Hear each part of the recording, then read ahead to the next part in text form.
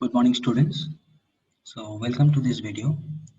So, in the last two lectures, like in the first lecture, we have discussed about all the contents of the syllabus, all the things that will be taught in the syllabus about all the 5 units. I have briefed about you, I have briefed about all the things to you. In the last lecture, we have understood the introduction part, the introduction, the objective, and scope and outcome of this course. So why do we need to study this course? What is the importance of this course in engineering aspects? Since you are all going to become engineers in the near future, what is the need and the importance to study this course and the outcome that we have for this course? At the end of this course, what outcomes we achieve while learning this course? So this we have discussed in the last video. So in this video today, we are going to start the second unit, which is where the main course starts from here. So this is about the water supply systems. See your, and I have told you earlier also the environmental engineering, uh, uh, but I'll repeat it once again because some of our students are from IT and CS, so they might not have any idea about the environmental engineering courses that we have already studied. The civil engineering students have already studied. So for them, I'd like to repeat what I've said earlier, that this course is environmental engineering and disaster management. This course is like you have these civil engineering students have already studied this subject of environmental engineering in their previous semester in fifth semester combinedly, and it combines of the water supply engineering and the sewerage disposal, sewerage treatment, and air pollution. So in this syllabus also we are going to study the same thing, but not that in that detailed sense. Okay, this course will consist of uh, some of the topics which will be similar to the earlier course for civil engineering students. For non-civil engineering students or IT, computer science or other branches, this might be a new course for you. So that is why this course is designed as to understand the topic as a just a layman. So we need not go very technical, very deep, like we had already, like the civil engineering students have already gone in their past semesters. Okay. So the your second unit will comprises of the importance of the safe water supply, sources of intake of water supply, the domestic water supply requirements, intakes and transportation of water. Unit is consist as per the RTO syllabus that is being designed. This unit will consist of these four topics. So we'll discuss this in detail. So in this today's video, I'll just give a brief outline of this unit, what we are going to study in this unit. Okay. From the next videos, we'll discuss in detail how these things are done. So see, first things first, uh, importance of the safe water supply. So for you cannot have, how do you get, did you ever think that water that is coming to your tap, the water that is used for drinking, for cooking, for all the domestic purposes, where do you get this water from? There must be something planned by the organization, by the agencies, by the government, local authorities. There must be something. How do we get this water? So first, for that, you need to identify a source. The source can be your river, pond, or lake. It can be anything, any water body. It can be any water body. Okay. So from there, we are taking the water. Okay. The intake is taken from there, and then we are transporting this intake water to the domestic for the to the domestic or household purposes to every individual house. Now, in between, here's the point: before supplying the water to the domestic for the domestic purposes or for industrial or any purposes, we have to give proper treatment to the water. You cannot directly transfer the water that is being taken from the river or the pond and lakes, and then you cannot directly just pour the water in a pipe and just transfer this water, carry it in conduits and just supply to the domestic households. Why? That cannot be done. If you do that, each and every people consuming the water will die or will have prolonged diseases. For that, In order for this chaos to not happen, what we do is we treat the water. There's a water treatment plant in every city, in every village or town, wherever you are staying. There must be a water treatment plant and a sewage treatment plant. So sewage part we'll discuss in the next few classes, in the next topics. For this portion, we'll now study about the water supply part. Okay, so for water supply, it is very important and essential thing that we should treat the water. Necessary water treatment should be given in various stages so that the water that we are supplied is safe in consumption, safe in drinking, safe in cooking. Because the water you are see, water is one chemical compound that is like the most important resource. It's the most important natural resource. You cannot live without water, right? We all agree with this, and will die. Like we cannot take salty water, we cannot take ocean water and use it. So there are certain guidelines, certain that are being laid. There are certain principles that even when you drink the water through a what filter, reverse osmosis, UV filtration. You have got your aquaguard and all installed in your houses. You know, earlier people used to use filters. So the water that you drink here, that you drink from your campus, so-called campus or your cans, they are all being treated. And after that, it is being. It is the most important natural resource that is being used in everyday part.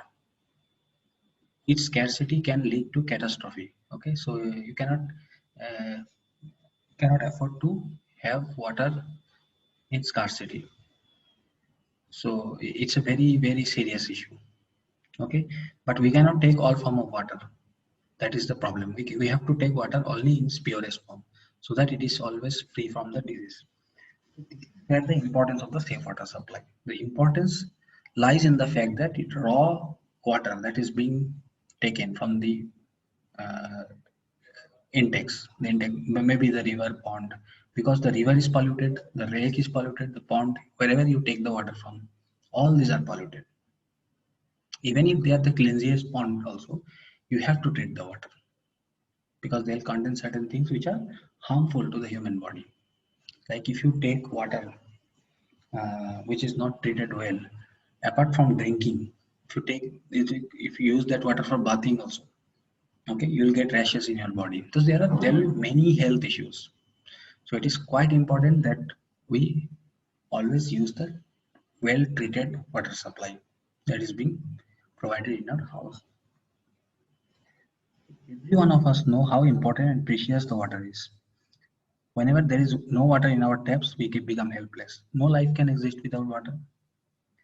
And since it is water is as essential for life as it is as air. Like we cannot live without air, without breathing air. Similarly, we cannot live without water. Air and water both are most important essential components. So that is the reason that we are extensively studies are being conducted, or we are studying this course to know the importance of air, so that air is not polluted or water is not polluted. How to reduce the harmful effects of pollution? How to reduce pollution, whether it is in air or in water? So this is where the need arises. The need for the importance of the safe water supply. Now, it is necessary that the water required for various needs must be good and should not contain unwanted impurities or harmful chemical compounds or bacteria in it. So, therefore, in order to ensure the availability of sufficient quantity of good quality water, it becomes almost essential and imperative in a modern society to plan and build a suitable water supply scheme. Okay, so before supplying the water, you need to plan out the design. You need to design the water supply system. How are you going to transfer the water in a city? Okay, so there are many kind of outlines being laid. How the pipes will be laid for the water distribution systems, whether they will be laid in a circular way or in a grid system, okay, or combination of circular and grid system. There are many ways. Some of our civil engineering students might have studied this, all these things. So next is the sources of intake of water supply. What are the sources? As I already discussed, source are the river, the pond, lakes. Okay, mostly major rivers we take. Sometimes from dams also we take. Dams have reservoirs which store water, which are used for irrigation, for water supply, domestic water supply. These are the sources. So these sources we need to identify. Also, we need to identify another thing about the sources. We need to identify, make sure that the source is at its purest form. I mean, the source should not be very much polluted. Like there are lakes where you can see lakes which are heavily polluted. Like for instance, your Chandrabhaga River here in Jhalawar near Patan. That is one of the most heavily polluted source of water. So it cannot be used for water supply. Okay, it has to be. Even if it is used, then it has the treatment will cost much higher. So it is not wise and economical to use water from such a supply, from such a source. So we have to select the source. Selection of the source would be such that it is nearest to your the city. It should not be very far from the city. If it is very far, then your conveyance cost will be increasing. Okay, it should be as near as possible. It should be like should not be too much polluted. Like little bit pollution will be there, but that is okay. That because that water will be treated. It should not be very far. And terrain and topography also.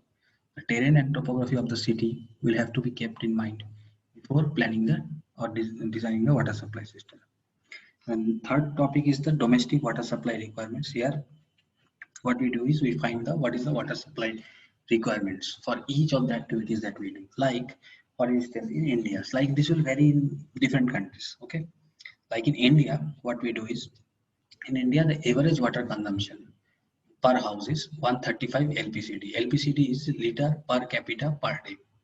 So in short form, it is called as LPCD. So this is the demand.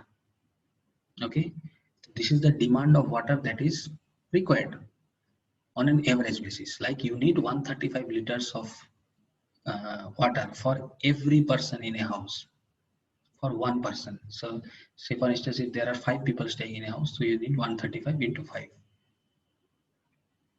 Okay, that much amount of liters of water will be required for that house for one day. So this is the average thing. So likewise for this is the for LPCD for domestic use. Okay, for household use. Like for industries, there may be huge demand for water. So there their consumption rate will be more because then some industries require more water. Okay, uh, so depending upon the use, depending upon the customer.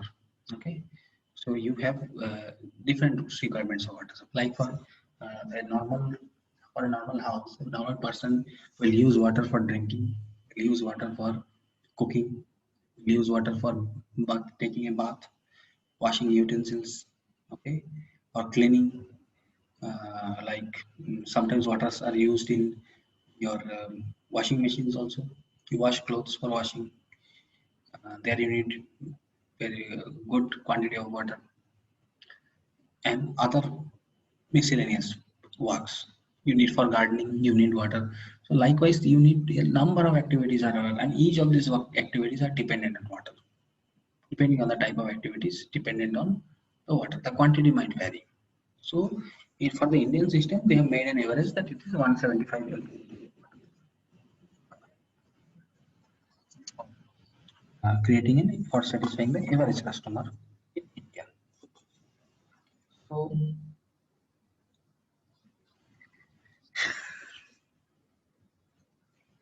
there are like few demands of water that will be discussed, like the domestic water demand, industrial water demand, institution and commercial water demand, demand for the public uses, fire demand, water required to compensate for loss in waste and theft.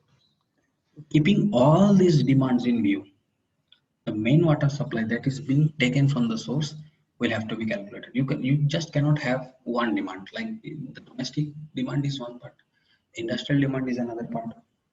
Commercial, for institutional commercial uses like in schools, colleges, hospitals, you need water. For houses, you need water. For industries, you need water. So you need to have a cumulative view, okay, of how much the amount of water is will be being used. Demand for public uses. Sometimes for public parks and public recreational places or some any other public places, you need water. There is a separate demand for it. Fire demand is an allocation given to fire department additionally, because sometimes if any structure catches a fire, the fire brigade will go and put out the fire there. So there's separate demand is there. Then the water required for to compensate for losses in water theft. So this is additional 10%, 5% that they. Now intakes. Another thing is about the intakes and transportation. Regarding the intakes, there is an intake pipe. Okay, there is a suction well intake pipe that will take the water from the bottom of the river or the lake, and then it will store in a tank. And from the tank, you will have huge diameter of conduits from where it will take the water. Okay, and then as per the water distribution system, as per the grid, from there, from that main larger conduit, it will divide into smaller conduits of smaller diameter, which is from where the main distribution system will start. Now the distribution system will depend on the the terrain, the topography, the plan of the city, how the city is designed. If the city is in square shape, the design will be in a square or rectangular grid. If the city is circular, like there are examples where like Chandigarh city, it's a circular city design, sectors are circular. So the water grid system has to be designed in a similar way. So for more comfort and easy transportation. So these are some of the points that in this video, in this lecture, I have just discussed in brief about these are the things. So in the next video, we'll discuss in detail all the PPTs and all. I'll provide you all the details. In the details, we'll discuss the other part. Okay. So thank you for listening to this video.